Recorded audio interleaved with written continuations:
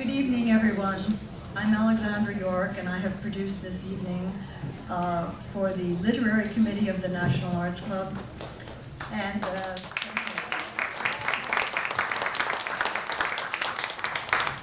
on behalf of our president, Alden James, the Board of Governors, and my fellow literary committee members, I would like to welcome you to this already scintillating evening. I think that the film was a great hit, and now we're going to be talking to some of the most important authors today on Ayn Rand. So, as many of you know, she was born in Russia in 1905 as Elisa Rosenbaum. She suffered through the Soviet Revolution and made her way to her dream country of America at age 21 to become the world-famous novelist and philosopher Ayn Rand. Now, her books were a hit from the very, very beginning, and she became a bestseller worldwide, but something interesting has happened. She was one of the most controversial thinkers, writers of the 20th century, of course, but in the past couple of years, her books have skyrocketed again to bestseller status. And we're going to ask a little bit about why tonight. Her Atlas Shrugged sold 500,000 copies last year alone. So there's an enormous, vibrant interest in her work, and we're going to explore some of the reasons why. When the president of Ayn Rand Institute was asked this question, why the sudden revival of interest, he replied, and I quote, "People are discovering the prescience of Ayn Rand's writing. They're seeing the policies of Atlas Shrugged acted out by our government officials today. They're looking for answers on how to stop government intrusion in our lives. Atlas Shrugged provides those answers and more," end of quote. Now, this fresh popularity surely is impressive, but Ayn Rand's books have always been so. In a 1991 poll sponsored by the Library of Congress and Book of the Month Club, readers selected Atlas as the book that had most influenced their lives after the Bible. In a separate 1998 poll given by Modern Library, in which readers chose the best 100 novels of the 20th century, The Fountainhead took both first and second, with Anthem and We the Living following in 7th and 8th place on the list, putting all four novels in the top 8 of 100 favorite novels of the 20th century. Now, interestingly enough and predictably enough, critics were also asked to put their list of the top 100 books, and Ayn Rand's books were absent. So, now moving from fiction to philosophy, as the philosopher of what she called objectivism, Ayn Rand boiled it down to this, and I quote her, "My philosophy, in essence, is the concept of a man as a heroic being, with his own happiness as his moral purpose in his life, with productive achievement as his noblest activity, and reason as his only absolute," end quote. So, with those thoughts in mind, before I introduce you to the panel, I think they have a right to know who you are. So, show of hands, please. How many of you have seen the documentary Ayn Rand's Sense of Life, either here or elsewhere? Oh, how many here? Wonderful, wonderful. Now, how many of you have read any of Ayn Rand's works at all? Oh my. And lastly, how many of you have read her magnum opus, Atlas Shrugged? Okay, panel, you know who's here.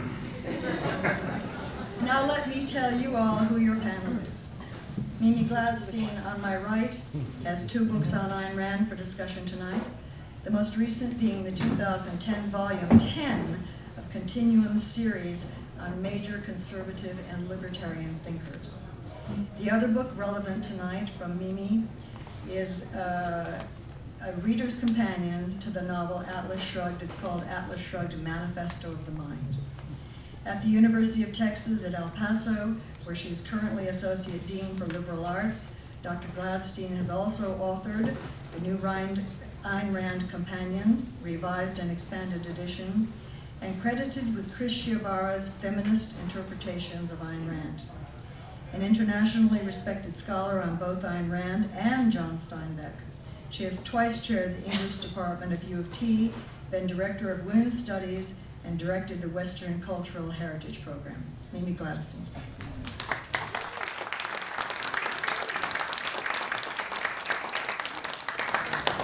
Next and in the middle, we have Shoshana Milgram, who holds a PhD in comparative literature from Stanford University and is professor of English at Virginia Tech.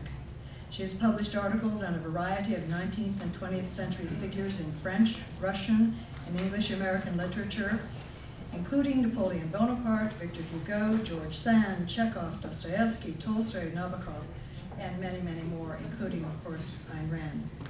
She is the author of introductions to editions of Hugo's Toilers of the Sea and The Man Who Laughs, and Neville Shute's The Seafarers.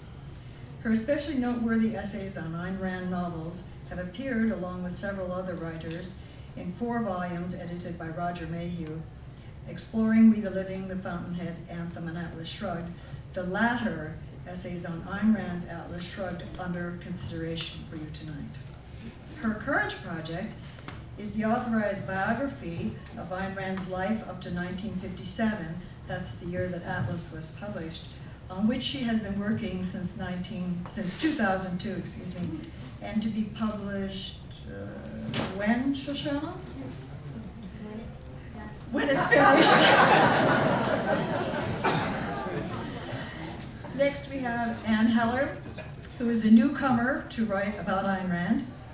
As a magazine editor and journalist, she has been managing editor of the Antioch Review, a fiction editor for Esquire and Red Book, the features editor for Lears, and the executive editor of the magazine development group at Condé Nast Publications. She has also written for a number of national magazines, and her book under consideration tonight, Ayn Rand and the World She Made, is not only her first biography, but also her first full-length book, demanding 6 years of research on her part. Anne?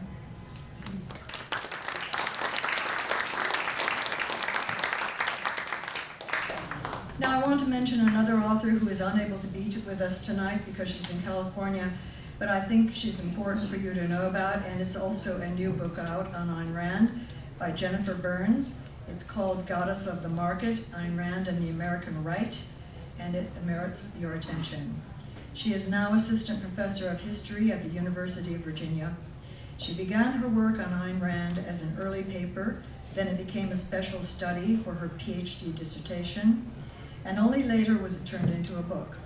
This progression took 8 years of research, and the final result highlights, among other things about Rand's life and work, her passionate promotion of capitalism and her defense of limited government, both springing from her personal growing up experiences of life under the Soviet communism.